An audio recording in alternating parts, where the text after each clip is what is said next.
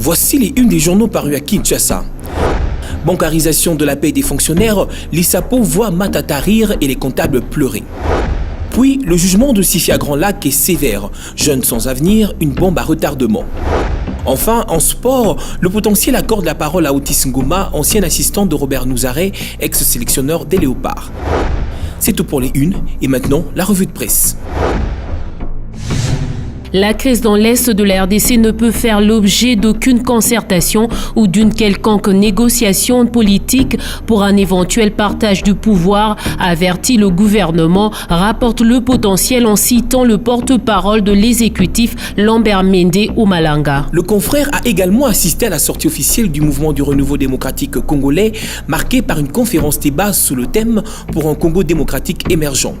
Pour l'ancien ambassadeur américain en RDC, Aubrey Hooks, l'émergence du Congo est un rêve qui peut se réaliser avec un peu de bonne volonté, à l'image du rêve américain avec Barack Obama.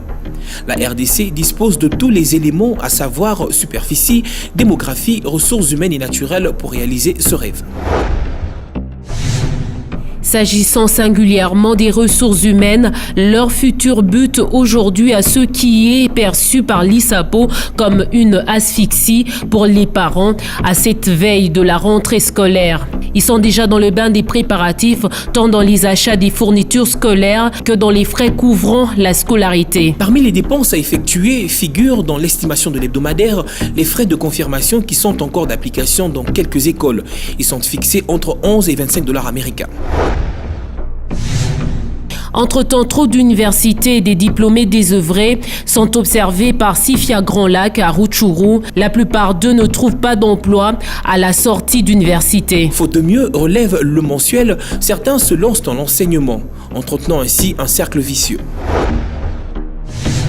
Du Nord Kivu, regagnons Kinshasa pour stigmatiser autant que la prospérité, la vente au su et au vu de tout le monde, du chanvre à Massina au quartier Matadi, derrière le marché hindou, à l'entrée de la route Siforko. Il n'y a pas que la drogue, la consoeur a également repéré l'alcool de fabrication locale, recherché et vendu sur le même site.